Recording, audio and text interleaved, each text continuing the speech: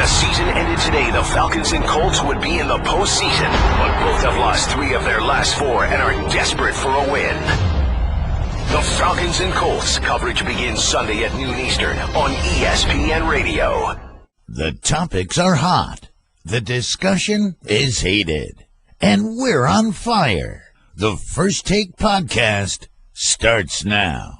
Here's what's coming up on the First Take Podcast. Cam Newton explains why he likes to dance on the field. Plus, is Mark Sanchez the Eagles' best chance for a playoff run?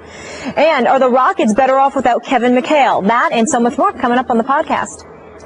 It takes me to a happy place, you know what I'm saying? I remember when I was in high school, I used to look up to guys that, you know, do things and I tried to mimic. And now they're doing the things that I do. You know, people are looking at you, whether you want them to or not. And, you know, when I see people doing the celebration that I do, it just makes me happy. Dancing takes me to a happy place as well. Good Thursday to you all. Welcome into First Take. Skip Bayless, Stephen A. Smith, Molly Karam here with you. Gentlemen, good morning. Last second preparations. Yeah. How y'all doing? How are you? Both of you. Good. So that means good morning. It's going to be intense today. That's what you're telling me? Yep. All right. Let's get right into it then. Cam is leading his squad to an undefeated season, but that's not the only thing that makes him happy. Dancing does. Stephen A., what is your reaction to Cam's comments? Well, I have no problem with his electing to enjoy himself. I think that we have to understand something. Everybody has their own individual source of motivation.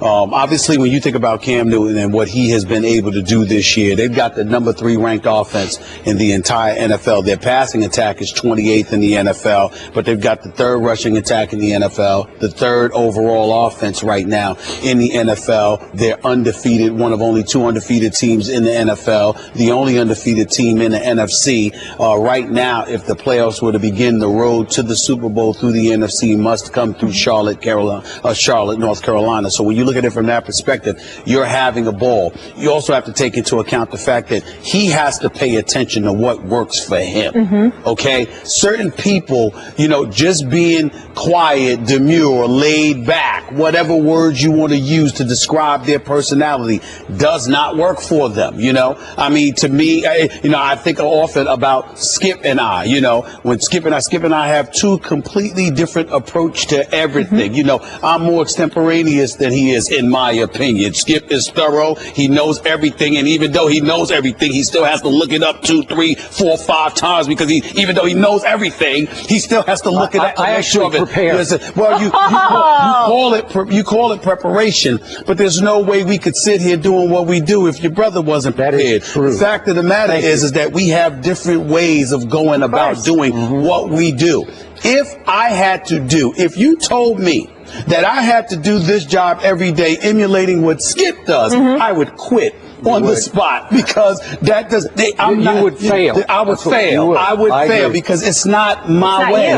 You know, everybody's got to be themselves. And I say all of that to say that when you look at Cam Newton and what he brings to the table, Skip, again, what I love about Cam is that it says the 28th ranked passing offense. It looks so deceptive because even though they got the 3rd ranked offense, how could that be with their passing attack so putrid or whatever? Cam Newton shows up when it's time. The bigger the moment gets, the more he shines. Suddenly at crunch time, the passes are more accurate. The running plays are more spectacular. He finds a way to get the job done. And if celebrating is a component to all of that, a source of whether it's be motivation or a reason to exhale or whatever the case may be, I have no problem with it. I think that a lot of people who are making noise about it are making noise because they don't like the fact that he is the guy that is doing this. Why they feel that way is open to speculation. Well, we need to speculate on that. You know what I'm saying? Yes, but we will. But I do believe that you have a lot of people that have a problem with him. Do I think listen, I can only go by what I could tell. I have a radio show every day where I'm communicating with folks. I'm here on national television. There's social media to take into consideration. There's me being at arenas, walking the streets. Yep. I can only go by my experience. I can tell you, far be it for me to offend anybody. I have not run into a brother that has a problem with Cam Newton. it's usually somebody else that has a problem with Cam Newton. It's not black people. We look at him and we say, we don't know what y'all are talking about. Okay. What is the problem? We really don't see it. Now, I can't speak for all black folk, but most black folk I know who love football, obviously, have absolutely no problem whatsoever with Cam Newton. But the people who are complaining, they might be a bit different. And by the way, there's a lot of white folks out there that don't have a problem with Cam Newton. Of a younger generation, the older generation who happen to be of a different ethnicity, they might have a problem with this. And that's their right. And that's their right. Okay. But it is what it is. Okay. Those are all very valid points and insightful points, and I appreciate you saying all that you just said. Now, I'm going to come from my perspective. Okay. I have to remind you, I'm a Cam fan. I was completely on board with Carolina taking him #1 overall in that draft. He has struggled. He has broken through this year. Breakout year, fabulous year. Not the greatest QBR, but when it's time to make a play, Cam Newton has made a play at Seattle. Consistently made the play to win the game because they've won all their games. Yeah. So when we first discussed this on Monday, you suggested between the lines that I just didn't get it because I'm not black. Like, I'm coming from a different cultural perspective, and so I'm just not going to see it, feel it, understand it the way you do. Is that fair? Yeah, Is that, okay. That's fair. That's fair. And, you know, that may be the case. But that's not a negative. Okay, I get it. Right. But I am speaking strictly and obviously as a white guy right now. Yep. This is the way I viewed this. Upon first thought, when I first saw it happen, for me, it's not a white thing. It's not a black thing. It's a quarterback thing. Now, I'm coming from my old school, long time covering the NFL perspective. Got it. But this is a leader of the franchise thing. This is a breakout potential superstar quarterback thing that I'm talking about here. I've said many times on this show, I don't have any problem with the Superman. It's quick and it's very effective because it drives home the point to the opposition. You just Superman them. You just dive right over the line of scrimmage, and they could not stop you oftentimes when he scores from the 2-yard line by extending over the goal line. Right. And the only times we both have criticized him is when you did it when you were down 30 to somebody and you've got a losing record. You know, we're going back a couple of years ago. Okay? But usually I'm fine with that. To me, this came across as an extended, choreographed look at me. And I don't love it for the quarterback. I'm good with the receiver doing it. I'm good with the running back doing it. This is the leader of the franchise. I don't care what color he is. If the white guy did it, I'd be the first to stand up and say, what are you doing? Because this was all about Cam Newton. All of his quotes defending himself were I, me kind of quotes. It took me to a happy place.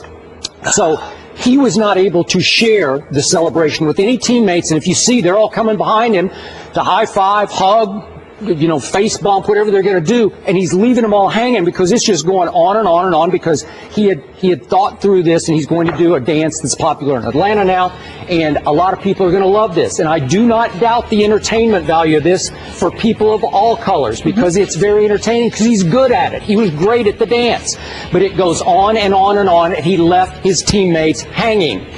So my point is, football is a team game. How many times have I told you this? It is the ultimate unity game, far more than baseball or basketball or hockey or any other sport you want to talk about, soccer. Football is all about unity. The key to a championship run is the unity of a football team, and it starts with the quarterback. So in this case, when you go on and on and on and exclude your teammates with an I-me celebration as the quarterback, you're starting. Let me finish. Just let me finish, okay? If you want to talk, I'll stop. No, okay. Skip, I was just trying to tell you, just in case. You know, I was just letting you know that I was going to. Okay, I know you're going to go, but remember, you are threatening your team unity when because this is not done by any quarterback of any color. This is not done. We haven't seen this before. This kind of a lengthy post-touchdown celebration. Maybe he is shattering the mold. Maybe I'll sit back at one point and say that brought his team together because because they fed off this. They loved it. Maybe that's the case. That has not been the case before in this league. So I'm going to bank on history here and say I think you're threatening your team unity. And we have talked about Cam on the sidelines with the towel over his head where he makes it a me and they kind of a thing. When things are going wrong, he doesn't want to be part of the group. Now things are going right, and apparently in this case it comes across to me as a white guy as you don't want to be part of that group for that moment. Go ahead.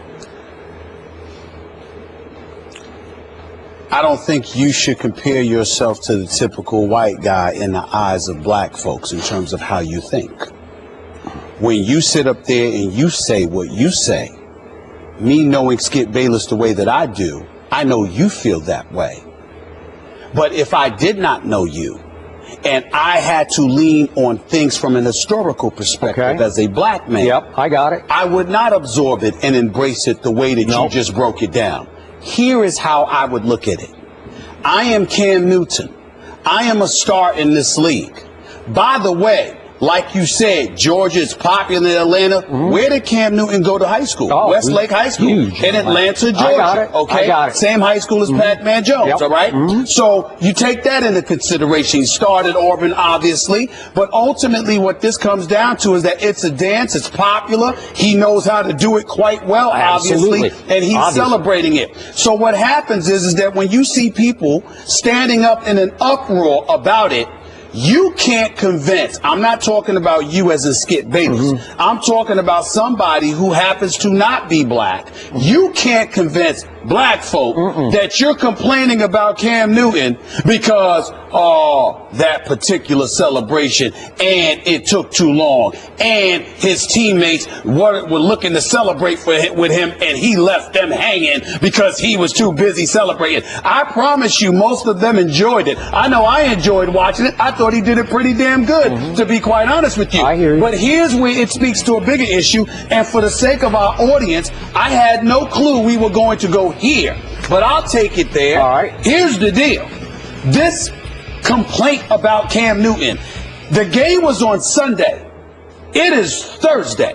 But we're reacting to his reaction. Now, I know that, but I'm saying there are still people who are complaining about it, which is why he spoke on it, because there are still people, that's all I mean by that. There's still people who are complaining about it. To Cam Newton and to a vast majority of African Americans out here in this country, what we're seeing is, wait a minute. You want to tell him what to do. You want to tell him how to do it. You know, he's out there. He's balling. Now you want to tell him how he should celebrate, what you deem acceptable. Black folks tired of that.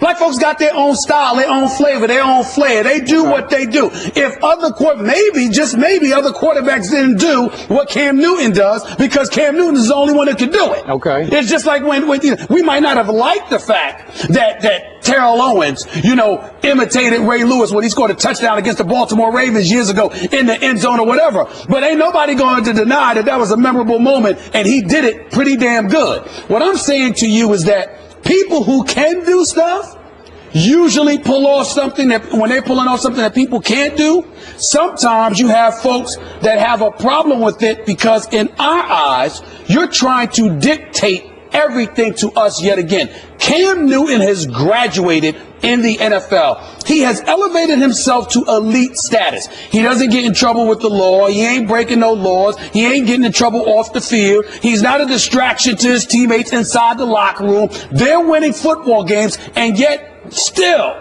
people are out here trying to find something to complain with him about because, you don't like the manner in which he celebrated. He's not going to sit up there and take a personal affront to it, visually the way some others do. But as we sit back, meaning black folks, watching what he has endured this week, it's really much ado about nothing other than envy and jealousy, because at the end of the day, the brother's winning, he's producing, he's not a distraction, he's not breaking any laws, he's not doing anything wrong. He is simply balling, and people from other communities who are complaining about him, all they're doing is sending a message to the black community, reminding us that there is a place, a particular box that you want us to stay in and act accordingly, that you want us to march to your tune.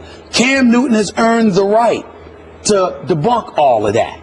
And I got no problems with it whatsoever. If the Tennessee Titans had a problem with it, they should have kept him out of the end zone. The Washington Redskins, he might do it again this week or something else. What the Redskins, what you going to do about it? This ain't New Orleans you're going up against. This is the Carolina Panthers. They actually have a defense, okay? And a coordinator that actually kept his job. What you going to do about Cam?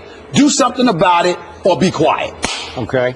By the way, for the record, I did hear Brian Dawkins, our analyst on this network, have some problem with the length of the celebration. He thought it was just a little much. Okay, Fair enough. Just Fair for enough. the record. Okay. Fair enough. All right. And then on a lighter note, a much lighter note, Okay. Jared Allen, Cam's teammate, did defend Cam by saying, this isn't Footloose, you are allowed to dance. Do you know Footloose? Is Yes, it before your time? yes. Do you know Footloose? Yes. Okay, you got the 1984 and you got the 2011, and the theme is the parents are forbidding the kids to dance, and the kids are going to dance anyway, and they're white kids. That's right. And they could really, listen, it's shocking, but there are a few white kids who can actually dance. Yeah. Do you believe that? Right, right. I don't know how, they're just freaks, I guess, but they can dance. Listen, man, I grew up, listen, one of my all-time favorite movies was Saturday Night Fever. You understand? I mean, I still love John. You could talk about John Travolta with Pulp Fiction and Swordfish and all of these other movies. I remember John Travolta and Danny Terrio from the 1970s. Both white, both could dance their butt off. So it ain't about stereotypes. It's just a generational thing. You have some people, of course, there's going to be exceptions to every rule, but most of the people who are complaining about Cam Newton today, based on his celebration, I can assure you most of them ain't black folk. That I can tell you. All right. I have no issue with it. Cam, do you? Speaking of the Carolina Panthers, they play Washington and New England takes on Buffalo. Which squad is more likely to lose its first game, or will it be neither? That's the Twitter question of the day, so send your vote replying to the hashtag #FirstToLose. In Philly, the MRI on Sam Bradford confirmed he's suffering from a separated left shoulder, according to our Ed Werder. Bradford also is in the NFL concussion protocol. He could miss this week's game, so there's a very good chance Mark Sanchez could be under center for the Eagles against the Bucs. Here's his teammate, Lane Johnson, on Sanchez. Sanchez is more up-tempo than Bradford. Mark's probably a little bit more conscious of the tempo. He may go a little bit faster pace than what Sam is. So other than that, probably just the tempo, maybe a little bit faster. Stephen A., should they make Sanchez the quarterback for the remainder of the year? I believe so. I believe the time has arrived for the Philadelphia Eagles to go in a different direction. They just lost to the Miami Dolphins after being up 16-0. They ended up losing 20-19. Sam Bradford may have gotten hurt in that game. The reality is that he's not the answer. Chip Kelly has to fess up and acknowledge that he made a mistake by selecting this man to be his quarterback. Too fragile, can't run with the football. He can pass the ball, but he isn't elite by any stretch of the imagination, although there have been a slew of individuals on the Philadelphia Eagles who have been dropping passes. It doesn't negate the fact that at the end of the day, Sam Bradford, who's thrown 10 interceptions this year, who's got a QBR of 37, who's got one of the 3 worst QBRs in all of football, doesn't appear to be the answer. Now, I will agree with Skip when you say that Mark Sanchez is the ultimate accident waiting to happen, as he proved with his end zone interception, even though I think it was Matthews, I don't remember specifically, but I think it was Matthews he was throwing the ball to. You just got to go for the ball harder than that. There's no question about that, but in the end, it was still an interception on Mark Sanchez, and like the Dallas Cowboys, bad things appear to happen to Mark Sanchez. So But it was Miles Austin. It was Miles Austin. It was Miles Austin, exactly. Right. So for me, I just look at it from this perspective. Mark Sanchez is going to make a mistake that could potentially kill you, but he's good enough to make enough good things happen to offset that on most afternoons with the right talent around him. I think when you see what the Eagles are capable of doing defensively, combined with some of the requisite weapons they have on the offensive side of the ball, whether it's with Ertz or Zellick or Jordan Matthews or Aguilar or even Riley Cooper to a lesser degree, Josh Huff, I just think that when you look at the Philadelphia Eagles right now, Mark Sanchez could do some things for this team. He's completed 60% of his passes, 14-23 in the one game he played this year, which was last week. I get all of that, but I'm looking at their schedule. Tampa, Detroit, obviously they'll lose to New England. Buffalo, Arizona's going to be tough. Washington and the Giants. I think Mark Sanchez is good enough to win 3 to 4 of these games for you. I say go with him because you've got nothing to lose because Bradford's not going to be any better. 7 games. So you think he could win 3 of 7? I think he could win. I think you could pencil him in for 3 of 7. Okay. He could potentially win 5 of 7. Okay, so they're 4 and 5 right now, and if he wins 3, that gets him to 7 and 9. If they win 5, they get to 9 and 7. Okay, all right. But I'm just saying what Sam That's being a Bradford. little generous. Yeah. Yes. 5. Well, I'm Okay. just saying. Well, let's look at it. Tampa, Detroit. I think both of those are winnable games. Yeah, but I think both of those are winnable games. I think Buffalo's a winnable game. I think Washington and the Giants are the winnable games. I look at New England. Obviously, that's going to be a tough one, and Arizona's going to be a tough one. But Arizona's at home. Okay, I'm going to give you this. I am with you on one bottom line to this discussion.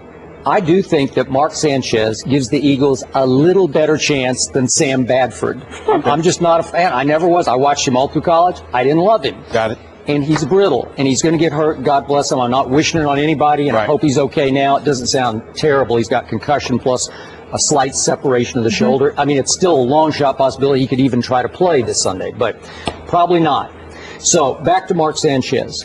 No quarterback I've ever watched in pro football can look better and worse than Mark Sanchez. And you don't know when it's coming because, listen, on Thanksgiving, as I remind you, last year, and we're almost up to Thanksgiving this time, Mark Sanchez blew my Cowboys off their home field on national TV. One of the great humiliations for me in Cowboy history because it was a wipeout. And do you remember our Friday show? You were all over me because my Cowboys, right on schedule, had stunk it up on the biggest, one of the biggest stages in the sport. That late game on Thanksgiving after everybody's eaten their Thanksgiving and they sit back and watched the Eagles carved the turkeys that were the Dallas Cowboys. And it was, listen, it tore me apart. It was hard to go in there and do that show with you on Friday.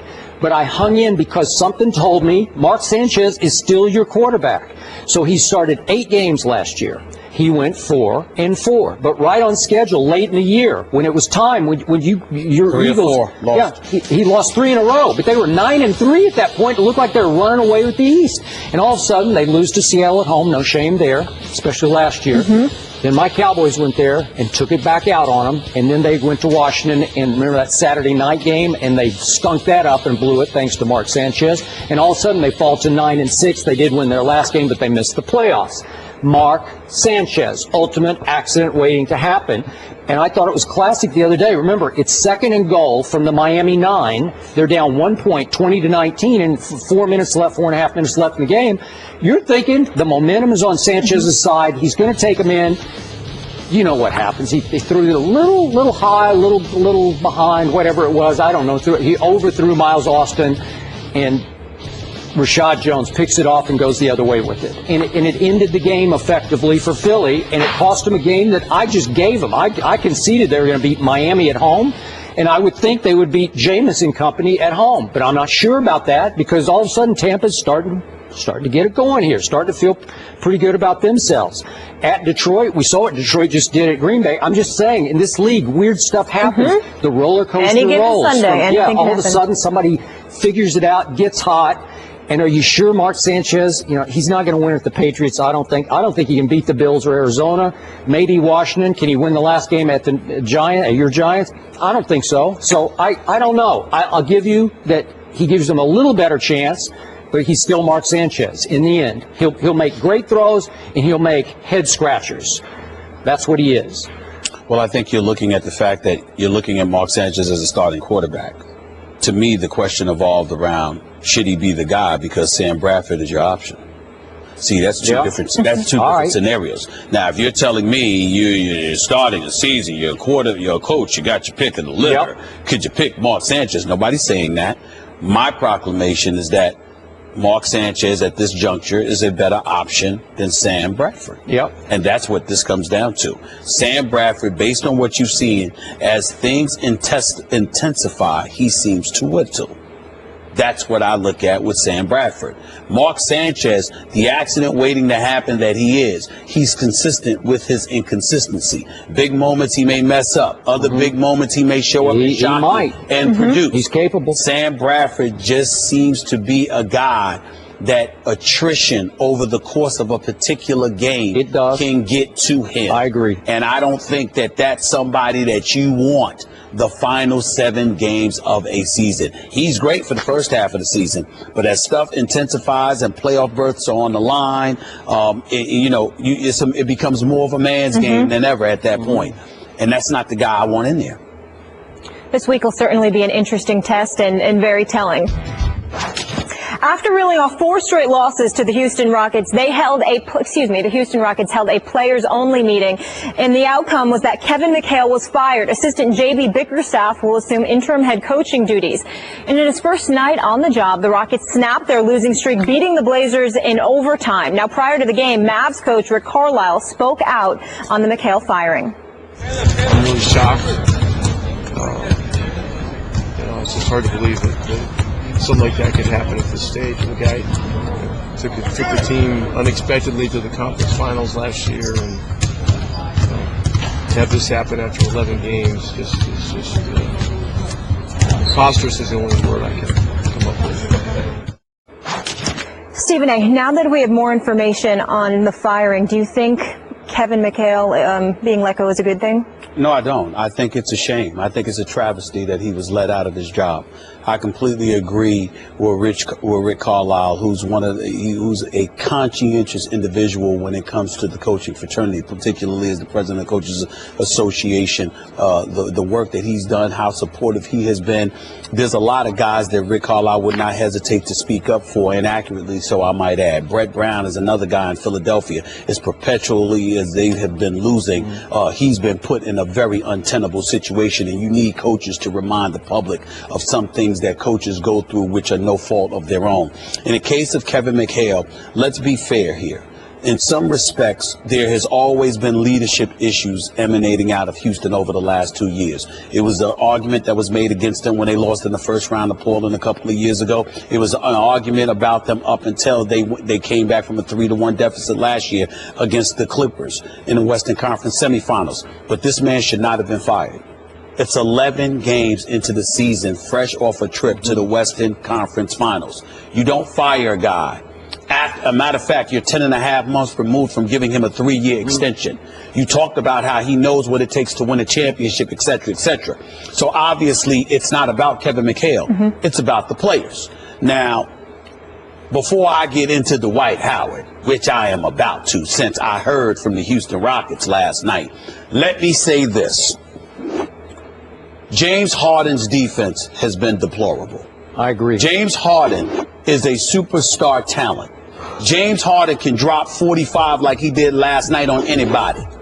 But his defensive effort last season was exceptionally better than it had been in previous seasons past. Right now, the way James Harden is playing basketball, I could drop 30 on him. I mean, that's how horrible he's playing defense right now. And I'll give you 20. I'd say 30. I'm talking about the way he plays defense right now. And it's because he's not trying. It's not because he can't play. James Harden can do what he wants on the basketball court. And he can be a pretty good defensive player when he wants to be and when he's motivated. But the effort is glaring on the defensive side of the ball. So in that regard, their 4-game losing streak before last night isn't totally on Dwight Howard's shoulders. I think people once again misconstrued what I said when you asked me, who do I blame most? I didn't say he was the only one, but to answer the question was, who do you blame most? It's Dwight Howard, and I still blame Dwight Howard. Here's why. Dwight Howard, 17 points, 11.6 rebounds. You know, since he's been in Houston in the playoffs, the average is at 18.9 and 13.9 rebounds. We know that the numbers are something that Dwight Howard will always get because he's too good not to and he's too formidable not to. What I'm addressing is leadership. What I'm addressing is impact. And whether it's because he's not getting the ball enough, whether it's because the environment is a bit too lax, whatever the reason is, Dwight Howard isn't the Dwight Howard that he was those years in Orlando, Skip. Yep. He wasn't even though to a lesser degree in LA, he was still impactful. When Dwight Howard did something, it made a difference. That doesn't seem to be the case in Houston. That's all I was saying about that. The reasons could be a multitude of things. But in the end, here is what it comes down to. I challenge anybody. and I'm not going to mention the person with the Houston Rockets, really good person. They weren't sitting there, very respectful. They were just sending me numbers about Dwight Howard. That's all they did. They didn't do anything wrong. But they're coming to the defense of their own player. All I'm saying in response is this. I challenge any Houston Rockets fan in this nation. I challenge anybody in the city of Houston. I challenge anybody in that organization to tell me that if Dwight Howard was as ferocious and as impactful as he was when he was in Orlando, is McHale still the head coach of this team? I'd say he is. That's the point. Because McHale is a big man's coach. McHale was supposed to be somebody assisting and helping him evolve more as a basketball player, not be the same guy or a tad bit less than what he was. His health has something to do with it because Dwight Howard isn't 100% healthy. Don't get me wrong. But in the end, all I was trying to say is Dwight Howard hasn't been the Dwight Howard we expected him to be in L.A., and we expected him to be when he signed for $88 million in Houston. There is no getting around that. But I can't ignore the fact that James Harden ain't helping because his defense really, it's the effort really looks sluggish. I haven't really watched every game. I've watched him about 4 or 5 times. The games that I've seen James Harden play, he hasn't shown up defensively. Just hasn't shown up. Sometimes he doesn't show up offensively. Just shooting so poorly. Well, I'm just saying. But if you shoot poorly, you shoot poorly. That's different than not showing effort on defense. And to your point about Dwight, just to be fair about this, he had 2 knee issues last year that sounded pretty serious. I wasn't talking about last year because he was injured. They talked about in camp, we got to limit his minutes to protect his knees. And he played 40 last night. That included overtime. But I don't know. They didn't protect his knees. And 19 rebounds. He had 19 rebounds. Didn't score much, but it didn't matter because you want him to rebound and block shots. That's right. Block. That's right. What did he block? 3 shots? Yeah. Okay. Yes. Not bad. Okay, I want to make the point right now that this team is not out of the woods because it won or stole that game at home last night. You realize they were down 15 going to the 4th quarter. And all credit to James Harden and to Corey Brewer because they stepped up in the 4th quarter with 17 and 13 points respectively. But you know what happened at the end of regulation? It took an extremely, if we could see that, ill-advised pass, cross-court from James Harden on the fly. Look at this. That should have been intercepted. And Corey Brewer just catches it on the fly and just flings it from 3, and it goes in, and that forces overtime at the buzzer, okay? So that's a little lucky. That was a minor miracle, very lucky. So, but they did pull it off, so now there's a feel-goodness coming back to this team. I did like what Kelvin Sampson told the Houston Chronicle, obviously an ex-Rockets assistant, now coaching the University of Houston, and he predicted, knowing this team as well as he does, they will go on a run now to either show that Kevin wasn't the reason that they weren't playing, or to show that he was. One way or the other, they're going to react to this in a positive manner. So I'm going to put the responsibility on the man who took it at the press conference yesterday. We haven't talked about him, but Les Alexander owns this team, and he said at the press conference, I've never seen my team play as poorly and with less effort. Now, again, this is through 11 games. It's okay, but he's saying never. He's never seen his team. He interjects, but I'm not attributing that to the coach. I just had to do something. So this is a classic case of you can't fire the players, so fire the coach. You have panicked. This is pure early season panic. And to Rick Carlisle's point, it was preposterous. To your point, it was a travesty. I don't get it. I've never trusted this team's basketball character. That's just me. Deep down, whatever this team is made of, as it revolves around its superstars, I don't love it. And I think Kevin McHale actually did a lot to help that, to give them some credibility on the bench of a Hall of Fame player who's been a pretty good coach. And by the way, I do expect Kevin to wind up back with the T-Wolves, where he's from Minneapolis, played at University of, or not from there, but he's from the state. Yes. Hibbing, actually, but he played at the University of Minnesota. And, he was coach for a couple times. So I expect him to go back, and I expect him to be successful wherever he goes because he's a really good coach. I don't expect him to go back and coach in Minnesota. Let Sam Mitchell, the former coach of the year in the NBA, get a chance. He'll be involved. Be involved in some other capacity. Not the GM, though, because we didn't do that great of a job as a GM. He was actually a better coach than the GM, but that's beside the point. I will say to you, I totally agree with you about maybe that's what it is. when we're talking about this team. Maybe it's the character of the team. Yep. Because, again, when you're 3 years in with these guys and you're still looking for leadership inside that locker room, you would think James Harden is, but they're saying no, that he's feeling himself or whatever. I'm not going to accuse him of that because I don't know that. Yep. But I will tell you that's what folks were saying yesterday. There was a story about how he's been aloof with his teammates. Yes. So you got that going on. With Dwight Howard, I'm thinking about only 5 shots last night in 40 minutes. Yep. How does Dwight Howard only get 5 shots? And so when you look at it from that perspective, maybe that's involved in it or what have you. He's not being, paid attention to enough. He's not getting enough touches. Whatever the case may be, when I say blame, I'm not saying it like, oh my goodness, he sabotaged Kevin McHale. Yep. I'm saying that whether it's due to health or something else, Dwight Howard doesn't seem like Dwight Howard. And that has a lot to do with what impacts Kevin McHale, because if Dwight Howard was what he was supposed to be when he arrived from Orlando, this team continues on successfully. Yeah. It's just that simple. It is. And maybe we point to what Kobe and them alluded to when they talked about Dwight. Or, Dwight's attitude like, the sun will shine tomorrow. It's beautiful here in Texas. People love me. I love them. I'm paying no state income tax while I'm getting this money. Like I was paying the 12.3% state income tax in L.A. I'm good. I'm good. Life is fine. The sun will shine tomorrow. Well, guess what? When you playing with dudes that want to win, that doesn't help you. Yep. You can't. Even though, literally speaking, you're going to get beyond it and move forward, you literally cannot have the attitude that, life will be fine, so what, I lost the game. It's got to really kill you. I agree. And it never looks like it kills Dwight Howard. So there were some suggestions in the Houston media that Kevin McHale had lost the locker room. I don't know how you lose it in 11 games after you finished second in the West last year in record and in the playoffs, right? Well, how do you lose it in 11, and why wouldn't the owner give you a chance to win back the locker room? There was a meeting, and it was supposed to be a players-only meeting where nothing was going to get revealed, and I saw 3 different stories with multiple sources. So clearly there were individuals inside that meeting who wanted the information to get out that they were not vibing with Kevin McHale.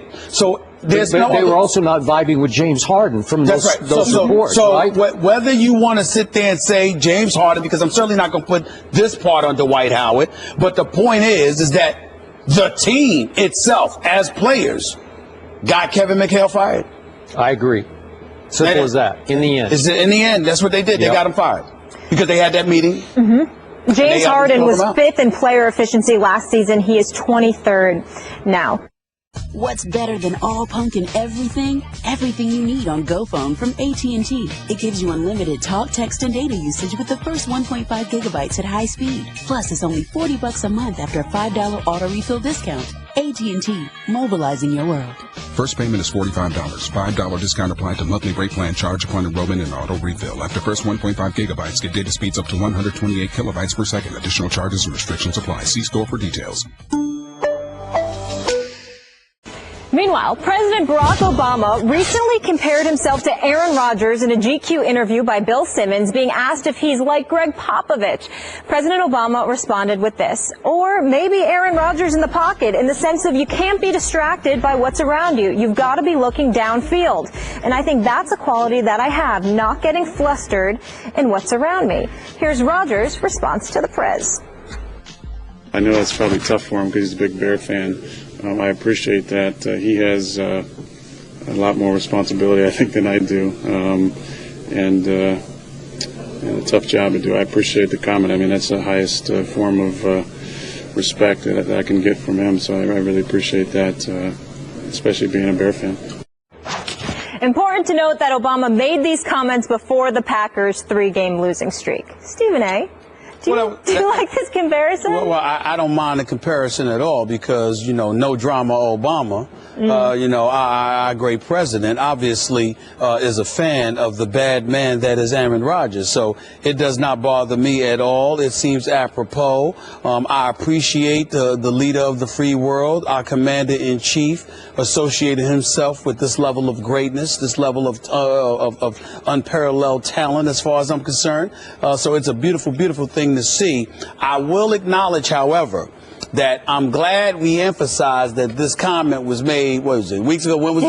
When was it? When was the date? All I know is it was before the 3-game skid. It was before the 3-game skid because Aaron Rodgers, obviously, on a more serious note, our president did seem to get a bit perturbed at some, some questions that were being thrown his way in the aftermath of what happened in Paris last night because of his comments prior to that about ISIS. It was October 5th, to be exact. Exactly. So, I mean, he did seem as cool at that particular moment in time, but we understand that those are obviously dire circumstances. Of course. And our heart goes out to all of those people. But on a lighter note, outside of that, prior to last week, those comments are more than apropos. And if I'm President Obama and I want to compare myself to a particular athlete because of his ability to be cool and relax and what have you, I would have to say I can't knock Aaron Rodgers, but I will confess to you, Tom Brady would have been just as good of a comparison.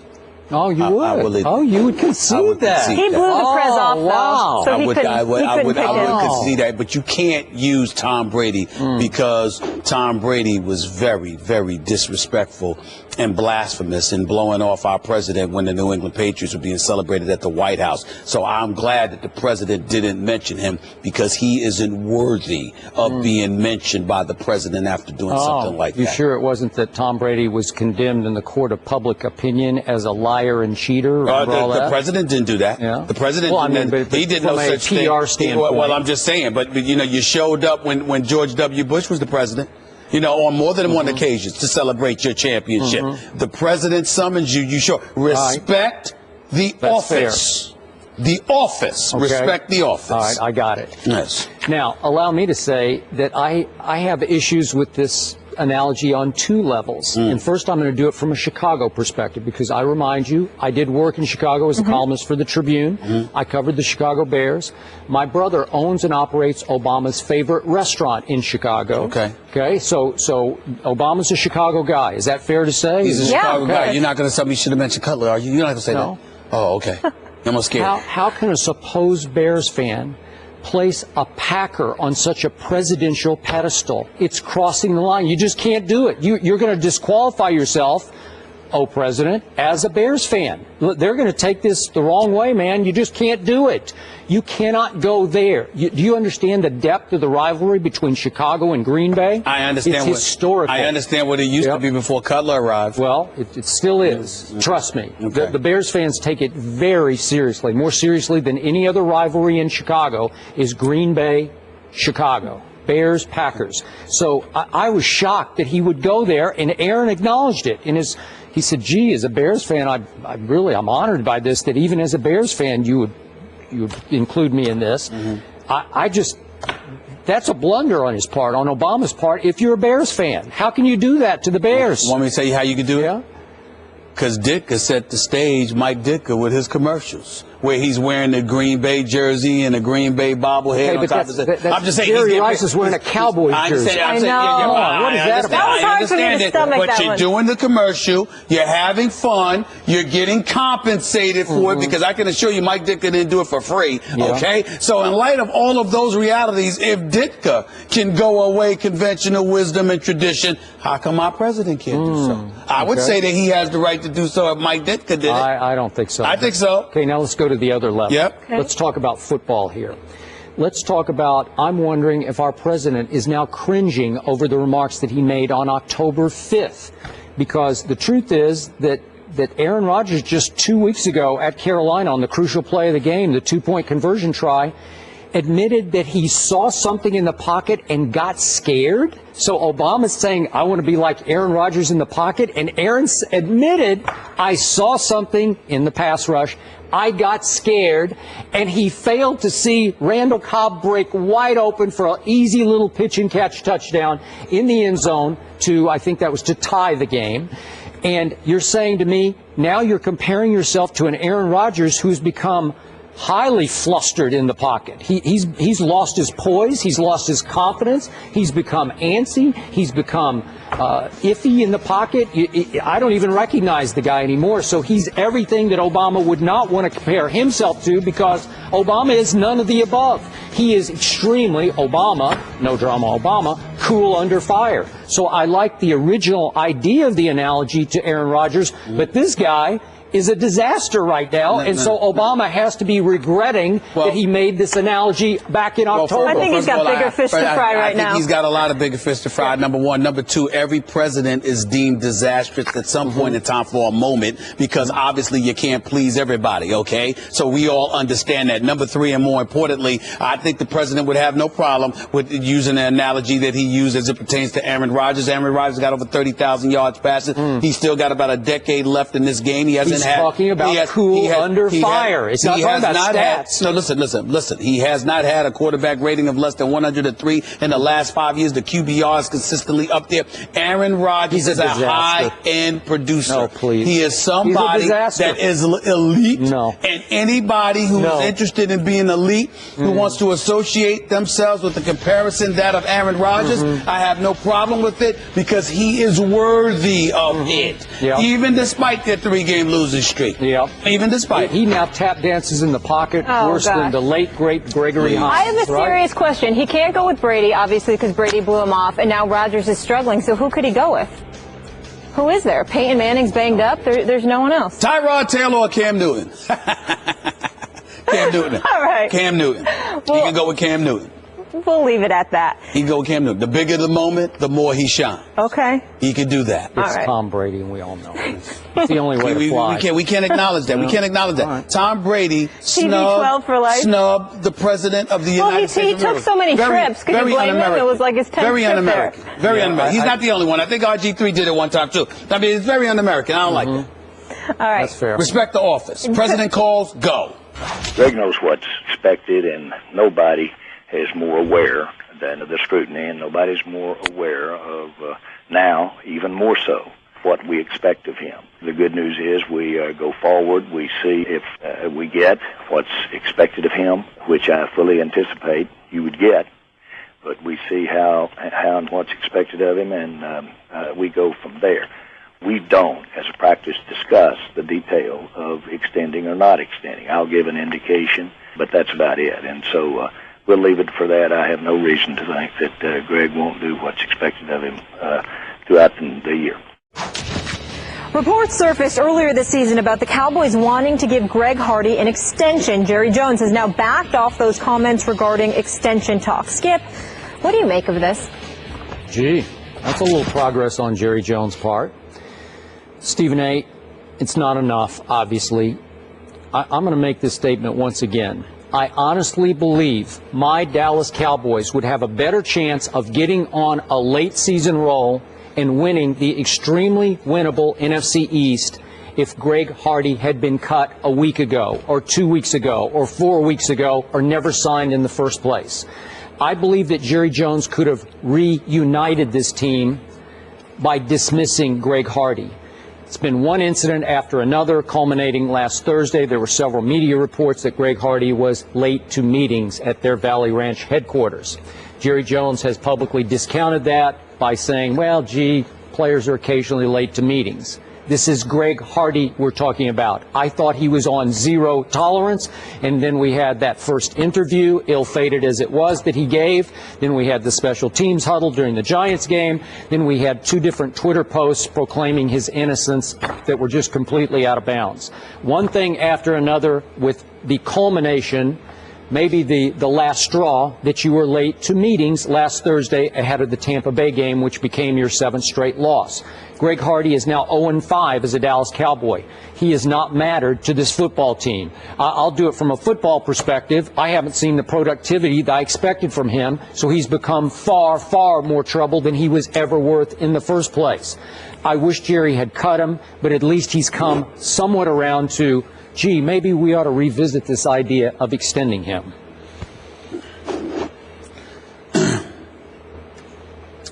Greg Hardy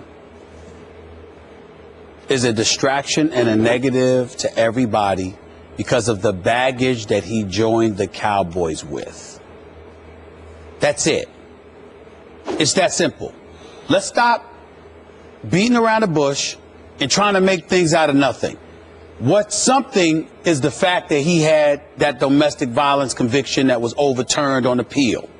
That's what happened. Because if it wasn't for that, what are we talking about here? We're talking about a guy that got into an argument on the sideline. Yep. That's it. I mean, the Dallas Cowboys have 16 sacks on the season. Greg Hardy's only played 5 games and he's their leading sacker with 4. Nobody else on the team has more than 3. He's their leading sack guy, okay? So what I'm saying is I am not absolving him by any stretch of the imagination. I can respect the fact that certainly you and anybody else would think that he's a distraction. I felt that way as well. My point to you is this. If we're going to sit there and look at him as a problem, let's not try to act like he's been a problem because of what happened in the last 5 weeks that he's been with the squad. No. His baggage that he brought with him is the problem. And that's exacerbated the situation because this dude could make news for walking over to get some water from the water fountain instead of sprinting. That's how bad things are with Greg Hardy right now. That's what this is about. This ain't about anything else. This man right here, to me, even though I was on the record saying if I was the Dallas Cowboys, I didn't mind taking him. Here was my belief. 10-game suspension. After that, is no risk whatsoever. He's one of the elite sackers in the game, considered the biggest free agent out there outside of Ndamukong Suh, and he's on a week-to-week basis with a no-tolerance policy. Yep. You have nothing to lose and potentially everything to gain. And he's going to serve the 10-game suspension, so be it. But it was after that it got reduced to 4 games. It was after that, and once he came in and was playing, that we saw the pictures. It was after that we saw him going off on the sidelines and slapping down the coach's clipboard and all of that other stuff.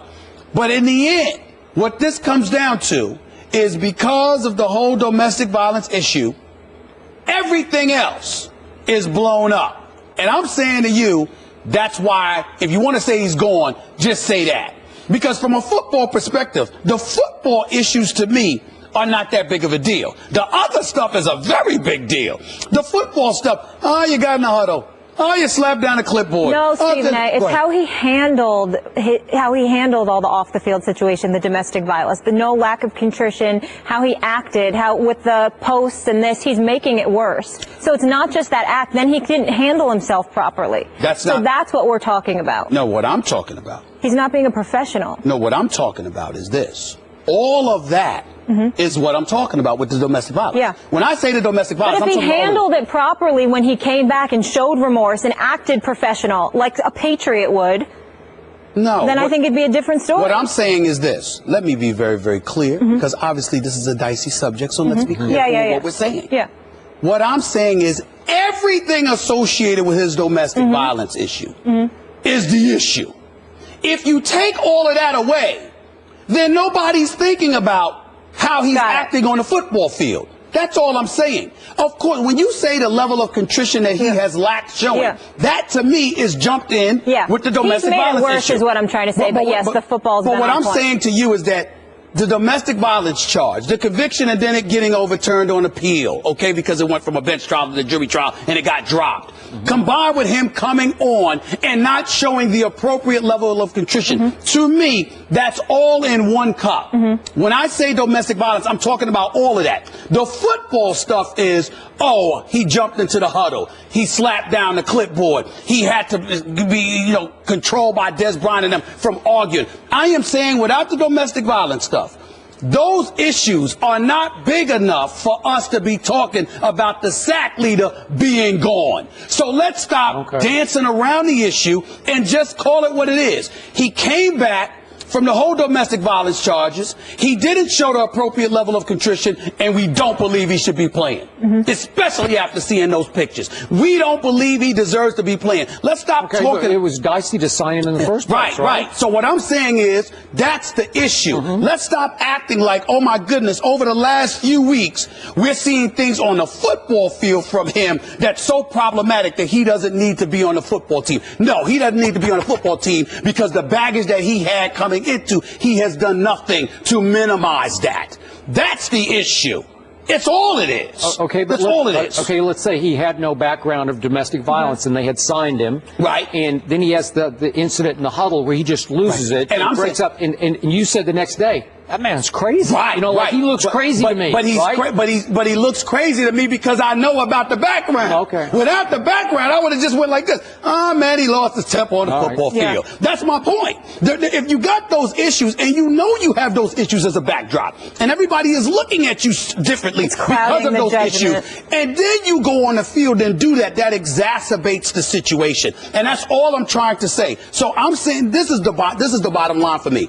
Skip Bayless, your Cowboy-loving self, would not be talking about getting rid of Greg Hardy if he didn't have that history. Those incidences on the football field wouldn't be enough for you to say, let go of the sack leader. Although that's where I'm going. Before he was signed, I said no. No, I agree with you. Right. I agree with you. I'm saying without those issues, if it were just he got into the huddle, slapped the clipboard, had to be restrained by Des Bryant and other players, you would not be saying get rid of the sack leader for your Dallas Cowboys. Okay. It's because that's where I'm going. All right, but finally I had to give into it. We talked about, are you rooting for the Cowboys or Greg Hardy? I just root for the Cowboys.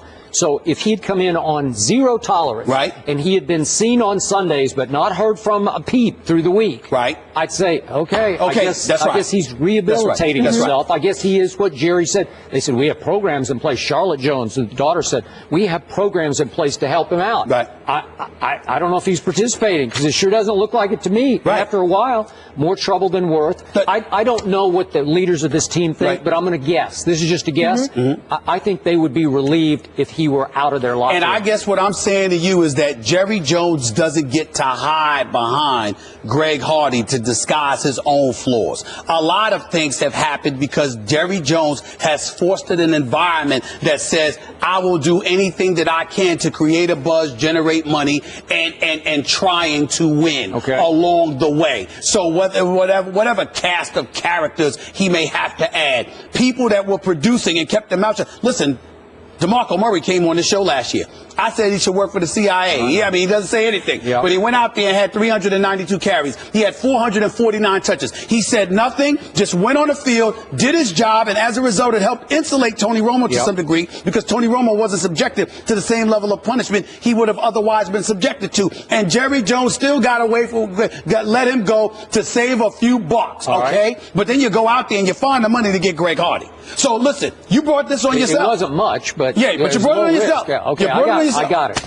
And finally, we have something I don't know much about, but there's this highly publicized Welcome to Dallas party that they're going to throw on, is it after Thanksgiving on Friday? Post-Thanksgiving, yeah. Right? Okay. For Greg Hardy, welcome to, Lord have mercy. And that's being publicized. See, if I'm Jerry Jones or Charlotte, I just say, no, we're not doing that. Shut it down. No, sorry. You absolutely. Yeah, you could say that, and I don't blame you. But here's what I'm saying. Do you have a problem with the party or do you have a problem with something being publicized? Like if you were just having a house party, Greg Hardy is a free citizen. He's perfectly within his right to have a party, to go party, okay? But what you can't do is with the backdrop of all of this stuff. Hey, life is beautiful. I'm about to throw down and have a party and let the world know. You see what I'm saying? But in Dallas, that's where the exception lies. Skip. They're America's team, right? They're the ones everyone wants to come play for, right? They're the star on the helmet, the $1 billion playpen. This is what comes with your Cowboys. Live with it. It comes with my owner, not my Cowboys. Oh, excuse me. Your owner is the Cowboys. I guess so. Yes, he is. Yeah. Texas coach Charlie Strong says he has no idea where the continued speculation linking him and Miami is coming from. During a news conference Wednesday, he insisted that he is not interested in the coaching vacancy at Miami and remains focused on fixing the Longhorns. Stephen A., what do you make of these comments? Well, first of all, there are half-truths everywhere. And I think this is one of those situations, Molly, Skip. Here's the deal. First of all, I can't imagine anybody that's not interested in South Beach. I just can't fathom that. I just can't fathom that. Coral Gables, Skip, that's usually where I'm doing the show from when I'm doing it from Miami. I got to tell you, Austin's a pretty great place to live. You know what? I must admit that. Austin's special. It is. I like Austin, Texas. So one of my best friends in the world, Mark McKnight, lives there. What's up, big boy? Anyway, let me get it. My childhood buddy. Right. He lives in Austin, Texas. Mark McKnight. That's my Long Beach, Yes, I do. Yes, I do. It's the absolute truth. But I will tell you this. When you look at Charlie Strong, I've been on the record. I want him to leave Texas. Here's why I want him to leave Texas. He clearly, inherited something empty from Mac Brown. They didn't have strong players. There's not going to be any of his players going into the NFL draft. You just look at him. You just look at what they have. I mean, it was a clear rebuilding project. And then he cleaned house of what was left. That's right. He cleaned house of what was left because it was, you had some people that wanted to do things the Mac Brown way. He's such an incredibly nice man. Charlie Strong's a disciplinarian. Yeah. So I never, ever, because people continue to misconstrue this, I never once said he didn't deserve to be the head coach of Texas or he should be fired. I said he should leave. He should get the hell out of there because I believe that the first African-American football coach in the program's history, and Charlie Strong, isn't going to get the support that he needs. I'm not saying that I heard that. I just believe that they're accustomed to winning, and I don't think they can tolerate that much change from the affable and personable Mac Brown to the disciplinarian that is Charlie Strong, from winning and competing for national championships to going 6-7 and now 4-6 and struggling from,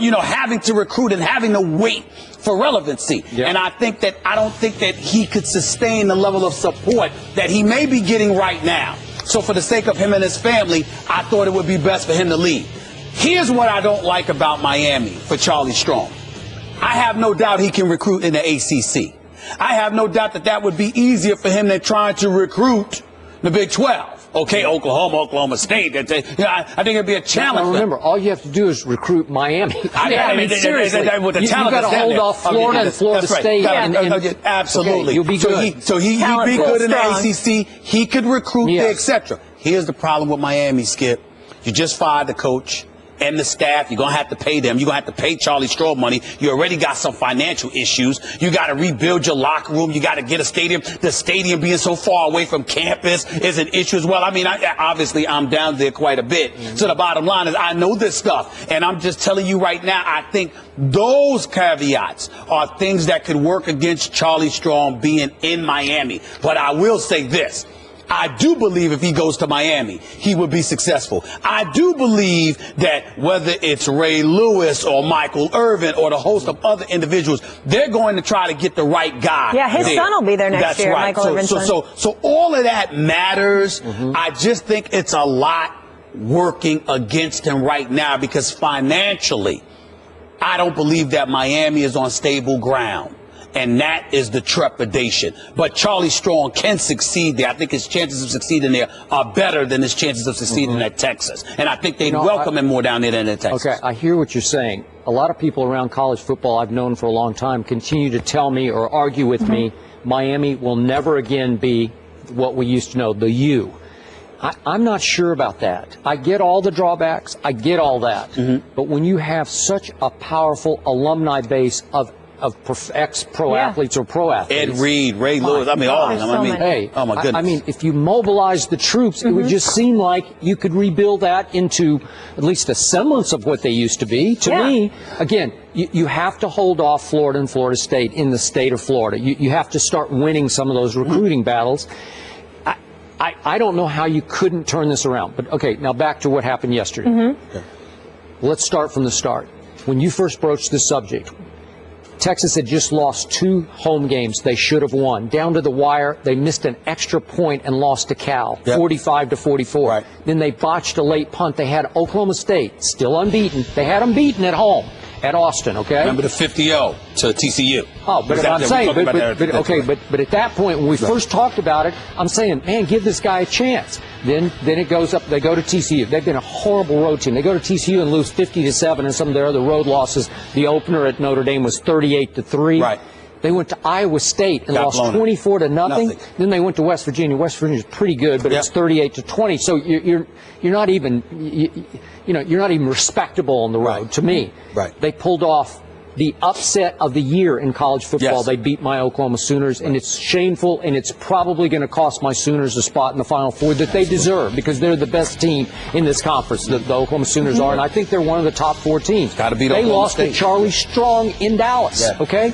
And it's the Red River rivalry. I get all that. But again, that's just unacceptable and shameful for Bob Stoops. But now back to Charlie Strong. Yesterday, it came across to me and several reporters who were at this press conference that Charlie went out of his way to readdress rumors that were going away. Like you're bringing it up as if Dan Wilkin of USA Today, who's excellent on college football. Yes, he is. He brought up the point that it came across that he was actually throwing fuel onto the fire by continuing to go on and on about rumors that seem to be fading away. Like, I've got to readdress this, as if you want it out there. Remember, I could go to Miami. So what's happening right now? Well, they just lost to West Virginia, so they've fallen to 4-6 on the way to maybe 4-8. They've got Texas Tech at home. That could be close. They got a shot that one. Then they have to go to Baylor, and I don't think that will be close. They're not beating Baylor. So whatever. Let's say they do finish 4-8. Well, Charlie would be off to a pretty rocky start at Texas because that would make him 10-15 in his first 2 years. They didn't make a bowl last year at 6-6, for what that's worth.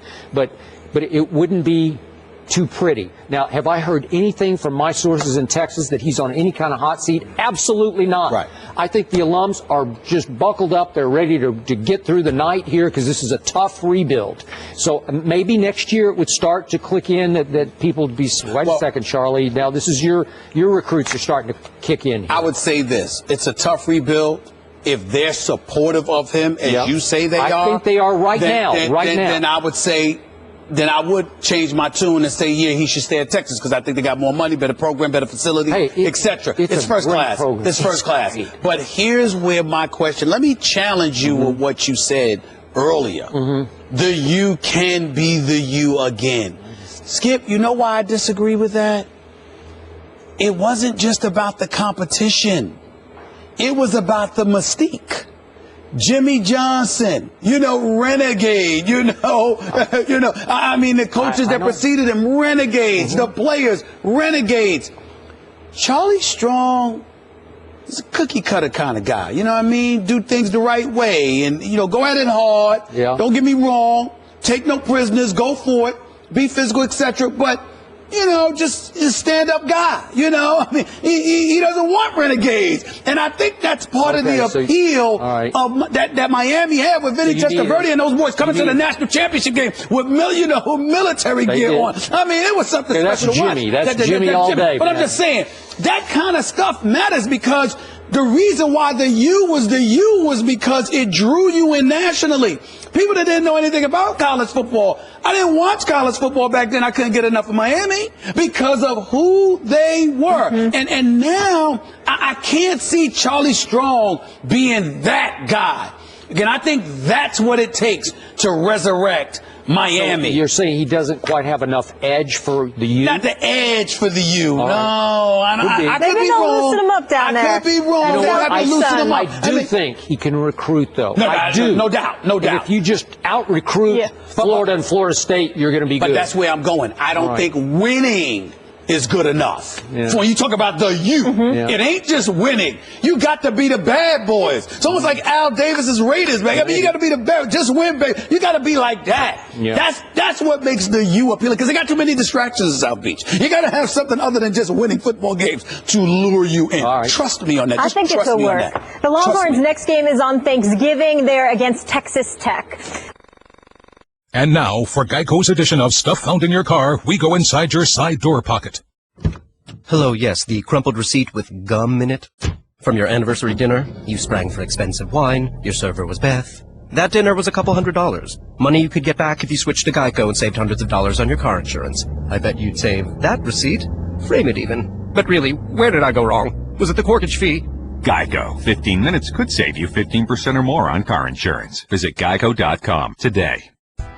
You wish you could just plug someone else in, but that's, it's impossible to plug in, those, Julian Edelmans just aren't, sitting out on the street anywhere else. They'd be playing, for another team. So, but, the guys that are going to be in there will have confidence in the things that they can do well. And I think the expectations are still the same. I mean, we expect to go out there and score points, every time we touch the ball. And it may take a little different shape. And, you just have to rely on some different things that are a part of your offense and just do the best you can do. Next man up, Tom Brady says the Pats will definitely have to adjust without Julian Edelman. New England is 9-0 and face the division rival Buffalo Bills on Monday Night Football this week. We welcome in our Mark Schlereth. Good to see you. Thank you. Thanks for joining us. Please tell us, how vulnerable are the Patriots without Edelman? I think this, just the statement by Tom Brady was, if you really listen to it, it shows you the greatness of the New England Patriots. Basically saying you're just not going to plug somebody in to take his role, but we're going to do what we do with the guys that we have and put them in positions, not the Julian Edelman position. So many teams think that, hey, we're going to plug in, Danny Amendola, and we're going to have you do what Julian Edelman does. No, you're not, because Danny Amendola can't do what Julian Edelman does. That guy in the slot is an absolute freak show, and I'm talking about Julian Edelman. He's nasty. I mean, he gets after people. He's one of those guys that's fearless across the middle. There are very few of those guys that that can do that, but it goes to show you the mentality of the New England Patriots. We're not going to ask somebody to come in and be Julian Edelman, because there aren't any Julian Edelmans. What we're going to do is put our guys in the best position based on their skill set to have success. Will there be a drop-off? There's 3 people on the New England Patriots that you look at, 3 players that you look at that are irreplaceable. Tom Brady. I mean, you can't replace him. Gronkowski, guy's a freak show, and Julian Edelman. So they have lost a large portion of what they do on the offensive side of the ball as far as keeping the chains moving and staying in front of the chains. Julian Edelman did that, and he got the tough, nasty yards for them. And he was, at the wide receiver position, and you don't say this about very many guys, he is one of those guys that sets a tone for their offensive football team from just a pure nastiness standpoint. That's Julian Edelman. They're going to miss all those factors about him. Yeah, I agree. So more vulnerable than, are you saying they could lose a game down the stretch? Oh, sure. Yeah. Sure. I mean, it's, you look at their ability to stay on schedule, right? What he does in the middle of the football field, that to me is the biggest thing. You've lost a big portion of the staying on schedule of your offense, right? Being in 3rd down and 2, we can live there all day long. We can convert. We've got a myriad of different plays that we can run in 3rd and 2. You're in 3rd and 8 because Julian Edelman isn't across the middle of the ball for you. That's a different story. And when you lose that aspect of your offense, there's very few guys. Like, not everybody is as tough as Julian Edelman. Not everybody is as nasty as Julian Edelman. There are some guys that lack some of that mental toughness to do the things that he does. And I'm not saying they're not tough individuals. You don't play in this league if you're not a tough individual, but they're not the same. They're not cut from the same cloth that Julian Edelman is. That guy is a bad dude now. Okay. Let me say this. Please. First things first, question. Julian Edelman, is he out? How long? Well, we don't know. I mean, he could come back for the playoffs, but he's out for a significant amount of time. The Jones fracture, and it's a bad injury, and there's a chance he won't come back at all. There's a chance. Remember, Dez rushed back, and Dez is missing practice this week with foot. So I'm assuming his foot is still aching. Okay. Minimum 6-week injury. All right, minimum 6-week injury. Yeah, but they say it's a 3-month recovery. That's what all the surgeons say. Minimum 6-week injury. I'm thinking it's Julian Edelman, who's a bad you-know-what, and you take that into account along with the fact that you've got 7 games to go, and, of course, there's always the bye week, that is the playoffs, because you'll have one of the top seeds in the conference. So we're talking about close to 9 weeks that Julian Edelman will have. I'm predicting he's going to be back. Having said all of that, let's analyze this. Last time I checked, you actually have to play somebody. So I have to take the competition into consideration when I think about the loss of Edelman. Certainly, he hinders you offensively if he's out of the lineup because you rely on him, those three guys that are invaluable. You still got two of them in Gronkowski and Brady. Okay, Brandon LaFell is still up in there. Damian Amendola might be able to do some things for you. You lost Deion Lewis, but LeGarrette Blount is no slouch. And we're talking about the Patriots organization, who is the creme de la creme. They are just elite. They're very, very thorough at what they do. No question about and it. it can't be disputed. Now let's analyze who they're going up against. This week, they're going up against the Buffalo Bills. Stephen Gilmore stupidly talked about how they'll be ready for the Patriots. Just gave them bulletin board material, opened his mouth. The Buffalo Bills going to pay for that. We know that's coming. After that, you got the Denver Broncos. Osweiler's your quarterback now, not Peyton Manning. I'm sorry, I don't believe for 1 second that Brock Osweiler is going to beat the New England Patriots. I just don't see it. I don't see it happening. The Philadelphia Eagles. Well, Mark Sanchez might be the quarterback there, or Sam Bradford, not Bradford. I think that's a win. And then we got the Houston Texans. Oh my goodness, I'm so touched. They got Brandon Weeden now. Did you see the news? Did you see the news, Larry? I mean, it's Brandon Weeden now. They got a quarterback now, according to Jerry Jones. So that three is. backups. You remember Brandon Weeden, the guy that Jerry Jones said, boy, could he really throw a football? Right. And then weeks later, you cut him. Okay, you let him go. All right. So we all know about. You're saying they've cornered the market on backup quarterbacks in Houston. Exactly. Okay. Nobody has more backup quarterbacks than the Houston Texans. So we got that. The next contest on the list is the Tennessee Titans. Do you want me to start laughing a little bit too early? I mean, just stop it. So then we get to the New York Jets. That could be very interesting because we had that.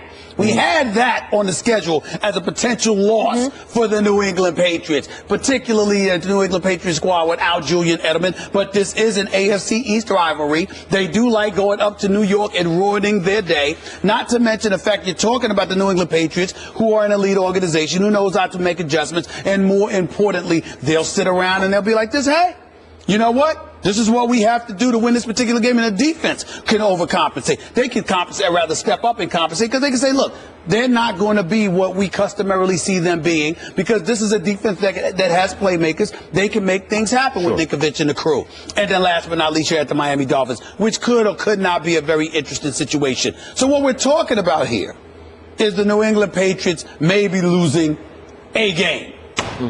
That's really what we're talking about here. The debate is whether or not they're going to go undefeated or not. But I think the loss of Edelman will be minimal because I think all of those games are winnable, and he'll be back for the playoffs. Right. I think I agree with you in this. I don't think it's really going to affect their schedule that much from the standpoint of wins and losses. I still think they're going to win. I said it weeks ago. I think they're going to win out. But it's certainly. You think they're going to go undefeated? Yeah. Okay. Yeah. Okay. But it certainly hinders that process to some degree. And then, from the standpoint of what kind of chemistry, what do you have coming back when he does, and if he's healthy? So there's some question marks there. They're still, in my mind, the best team in the National Football League.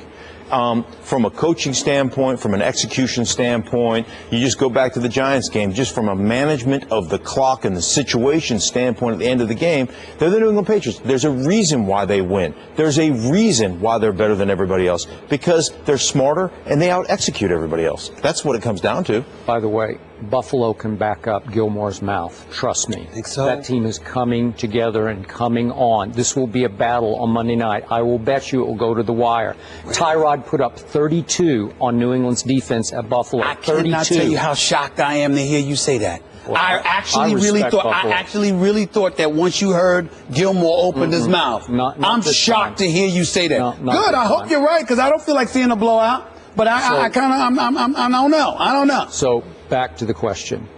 I still believe New England will win out in the regular season because Tom Brady is playing at the highest level I have ever seen any quarterback play at consistently. He's in some other place right now that no one's ever been in. I'm not saying he's the greatest quarterback ever. That's still Joe Montana. But no one has played at this level this long through a whole season. But this offense will definitely not be as explosive. Deion Lewis was a difference maker. Yes. They lost Shane Vereen to your New York Giants. He was a difference maker for them, even in the Super Bowl. Go look at the numbers Shane Vereen put up. This was maybe even beyond Shane Breen because Dion was a little quicker, a little more elusive, a little more explosive. That's a huge loss. You already talked about what a freak show Edelman is. That's a huge loss. It took Danny Amendola a long time to earn Tom Brady's trust because he's not the typical Patriot. He's a little brittle and hasn't played with the guts some of the other that Edelman has played with. But he does have better hands than Edelman. That's the one thing I don't love about Julian. Didn't have great hands. Amendola will make big catches at big moments, and I think he has earned the trust. He just doesn't do it the way this guy does it. But he is slippery, and he did make a hellacious spin move to get them in field goal position the other day against your Giants. So the offense won't put up the same kind of points. It won't be as explosive. The games will get closer, but I still say if you have Brady, you're good. That he'll win these games different ways. With the tight end, Scott Chandler's going to have to play a bigger role. You know, it's amazing watching how many 2 tight end, 3 tight end formation they came in. That's right. And, you know, got this on Twitter, the Patriots fans, their offensive line, it's Yahtzee. Right? Just throw it out there. 2 or 3 of them are returning, though, right? Well, here was what was supposed to be back. They're last week. This was one of the most amazing things for me last week. Their backup left tackle gets hurt. They moved their backup right tackle to left tackle. 2 weeks ago, yeah. Right, 2 weeks ago. Yeah. They move a tight end into play right tackle for a while. Then they move him out. They take Stork, who started the Super Bowl at the center position, went to right tackle. Now, this is why I say they're smarter than everybody else. Right? Because they put their guys in positions to win. They run the ball away from Stork the first time, and then you know what they do? They throw a 5-step drop with a set cut principle. So they're saying the ball's coming out of Tom Brady's hands. You don't have to hold up for very long. What we want you to do is set and then go cut. I mean, he almost cut this guy in half on the first pass pro. 2.5 seconds, the ball's the first pass pro he's in and saying, we're going to set the tone for you and give you an opportunity, even though you're playing out of position, to have success. It may not be pretty, but you're going to have that opportunity. That's coaching. Last comment. If what you two say about Julian Edelman's value comes to fruition, I believe the Jets beat them on December 27th. They're going to have a real shot. That's the game. I would have said the 29th, but Peyton went down. But I ain't picking Osweiler to beat the if Edelman is what you say he is, and I know you know, I'm telling you right now, I think the Jets have a chance to knock the Jets. The Patriots come in there 14-0. And the Jets knock them off. If they don't throw a bunch of smoke screens on 3rd down and 4 and 4th down and 2 with man coverage, that's true. Right? If they don't do that with the gimpy wide receiver who's got a bad ankle, that's right. When you got a guy whose forehead's made of rebar and concrete and Chris Ivory in the backfield, then maybe you got a chance. That's right. But you can't, you can't continue to make the same stupid mistakes that you made in the game against Buffalo on Thursday night. Fair enough. Let's take it to the streets. Here's what the people had to say. We asked you earlier in the show which undefeated team is more likely to lose their first game this week. The results are in, and I swear we did not fix this. Listen to this. The Panthers, 38.2%, and the Patriots, 38.2%. That's unbelievable. Okay, I was more excited than you guys. Whatever. Mark, thank you so much for being with us. I appreciate Thank you. I'm just celebrating like myself, Johnny Manziel style. Meanwhile, on Sunday, the 7-2 Cardinals take on the 8-1 Cincinnati Bengals. This is going to be a good one. The Cardinals are currently in first place in their division, and according to FPI, they are right behind the Patriots with a 25% chance to win the Super Bowl. Skip, are the Arizona Cardinals over or underrated? Stephen A., my man Patrick Peterson will not like me saying this. My man Larry Fitzgerald will not like me saying this. I'm not sold, so I got to go overrated. The truth is, in my mind, they're not yet rated because I'm not sure what they are or are not. Because going into the Seattle game, the combined record right now of the teams they had played going into that game, teams they had beaten, I should say, was 17-39. Okay. So they had also lost at home to St. Louis, 24-22. St. Louis is now 4-5. They had lost at Pittsburgh, 25-13. Pittsburgh is now the only team with a winning record they have played so far, Pittsburgh being only 6-4. They obviously had a huge win at Seattle, which dropped Seattle to 4-5. We all know, we've talked it to death, that Seattle has post-Super Bowl problems. You have enumerated many of them. 4 and 5. So I look at the resume of the Arizona Cardinals and I say, I don't know. I can't buy into this, even though Carson Palmer is having an all-time great year, not quite a Tom Brady year, but Brady might be having the greatest year ever. But Carson Palmer is running away with the QBR race this year, just the way Tony Romo ran away with it last year. This team is second in the NFL in scoring and 10th in points allowed. It's really good on defense. Ball hawks all around on defense. Honey Badger, we know what they can do. They can create havoc. But I'm still saying you have played who? I don't know, because Cincinnati is coming to town. That team, despite its loss, terrible loss on Monday night, has a winning record. So they're coming on Sunday night. Then you have to go to St. Louis. You got to play Minnesota at home. You got to go to Philly for what that's worth. You got Green Bay. And then you got Seattle at home. So maybe I'll find out. Maybe I'll be sold down the stretch. But as of right now, I got to go overrated. If I'm Larry Fitzgerald, if I'm Carson Palmer, if I'm Bruce Arians, I'm very disgusted with you. And the reason I'm very disgusted with you if I'm them is because if they were the Dallas Cowboys, you wouldn't be calling them overrated.